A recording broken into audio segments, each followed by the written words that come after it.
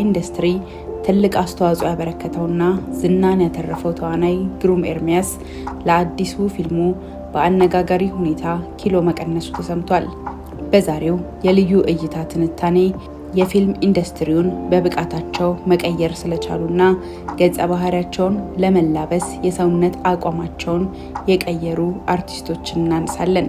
ሰብስክራይብ በማድረግ ቤተሰብ ይሁኑ። ሀሳባችሁንም በኮመንት ንገሩኝ። አንድ የፊልም ተዋናይ በሁለት አይነት መልኩ ትወናውን ሊያቀርብ ይችላል። አንደኛው ኢሚቴሽን ወይም ማስመሰል ሲሆን የተሰጠውን ገጸ ባህሪ ማስመሰልን ይጠይቃል። ይህም ውጫዊ ባህሪን ሲሆን የሚገለጽባቸውም አነጋገሩ፣ አረማመዱ፣ ሲናደድ፣ ሲቆጣ፣ ሲደሰት ወዘተ ሊያሳያቸው የሚችላቸውን ባህሪያት መላበስ ማለት ነው። ጠግቦ እየሰራ እንኳን ቢሆን እንደራበው ማስመሰልን ይጠይቃል ማለት ነው። ይህ በብዙሃን ተዋናዮች የሚመረጥና በስፋት የተለመደ የትወና አይነት ነው። ሁለተኛውና አስቸጋሪው ደግሞ ሜተድ አክቲንግ የሚባል ሲሆን ይህ ከውጫዊ ባህሪ ይልቅ ያንን ባህሪ ያመጣውን አካባቢያዊ ተጽዕኖ፣ ፐርሰናሊቲ፣ የሰውነት አቋም፣ የህይወት ዘይቤ ወዘተ ላይ ትኩረትና ጥናት በማድረግ ማስመሰል ብቻ ሳይሆን መሆንን የሚጠይቅ የትወና አይነት ነው።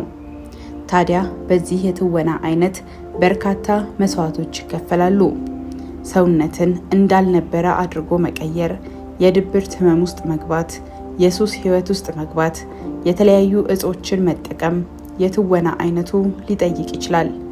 ታዲያ የፊልም ስራው ካለቀ በኋላ ለስራቸው የከፈሉት መስዋዕት አለቅ ብሏቸው ወደ ቀደመው ህይወት መመለስ የሚከብዳቸው አርቲስቶች እንዳሉም ግልጽ ነው። በዚህ የአተዋወን ብቃታቸው ዝናን ካተረፉ ታዋቂ ተዋናዮች መካከል ሮበርት ዴኒሮ፣ ጆኒ ዴፕ፣ ብራድ ፒት እና ሂላሪ ስዋንክ ይጠቀሳሉ። ታዲያ ከሰሞኑ ከሀገራችን የፊልም ኢንዱስትሪ የተሰማውም ከማስመሰል ባለፈ በዚህ መስዋዕትነትን በሚጠይቀው የትወና አይነት የሚታወቀው ግሩም ኤርሚያስ አዲስ ለሚሰራው ፊልሙ በ10 ቀናት 20 ኪሎ ግራም ያህል መቀነሱ ግርምትን ፈጥሯል። ከሱም በተጨማሪ ተዋናይ ሄኖክ ወንድሙ አዲስ እየሰራው ላለው ፈረጃ ፊልሙ 38 ኪሎ እንደቀነሰም ተናግሯል። ታዲያ በርካታ ኢትዮጵያውያን እንዲህ አይነት መስዋዕትነት የተከፈለበትን ፊልም ከመጠበቅ ባለፈ ሚስጥር የሆነበት ጉዳይ በአጭር ጊዜ ይህን ያህል ክብደት መቀነስ የቻለበት መንገድ ይመስላል።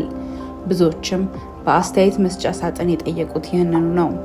በኢትዮጵያ የተለመደ ባይሆንም በሆሊውድ ተዋናዮች ዘንድ ቀጭን መሆን እንደ ግዴታ የተቀመጠ ያልተጻፈ ግን ሁሉም የተቀበለው ሕግ ሆኗል። ይህም በርካቶችን የጤና እክል እስኪያስከትልባቸው ድረስ ጎድቷቸዋል። ትንሽ ከመብላት እስከ አለመብላት እንዲሁም ከባድ የሆነ የስፖርት አይነት በማዘውተር ቀጭን ሆኖ ለመቆየት የሚደረግ ችግር በአርቲስቶች ዘንድ የተለመደ ነው። ይሁንና ይህ መንገድ በአንድ ጀንበር ለውጥ የሚያስከትል ስላልሆነ አደገኛ የሆነ መድኃኒትን እስከ መጠቀም ይደርሳሉ። ከዚህም በዋናነት የሚጠቀሰው ኦዘምፒክ ሲሆን ይህ በዋናነት ለስኳር በሽታ የተሰራ መድኃኒት ሲሆን የጎንዮሽ ጉዳቱ ክብደት መቀነሱ ነው። ታዲያ አርቲስቶቹ በሽታውን ትተው የጎንዮሽ ጉዳቱን እንደ ጥቅም በመውሰድ ይህንን መድኃኒት ተጠቃሚ ይሆናሉ። የፕላስቲክ ሰርጀሪ ጉዳይ እንዳለ ሆኖ ማለት ነው። ይህ ሁሉ በፊልም ኢንዱስትሪ ውስጥ ታዋቂና ተፎካካሪ ሆኖ ለመቆየት የሚደረግ ጥረት ነው። ልዩ እይታ የዩቲዩብ ቻናል የተለያዩ መረጃዎችን በተለየ ትንታኔ የሚያቀርብ ቻናል ነው። ሰብስክራይብ በማድረግ ቤተሰብ ይሁኑ። ሀሳብ አስተያየታችሁን በኮመንት ንገሩን።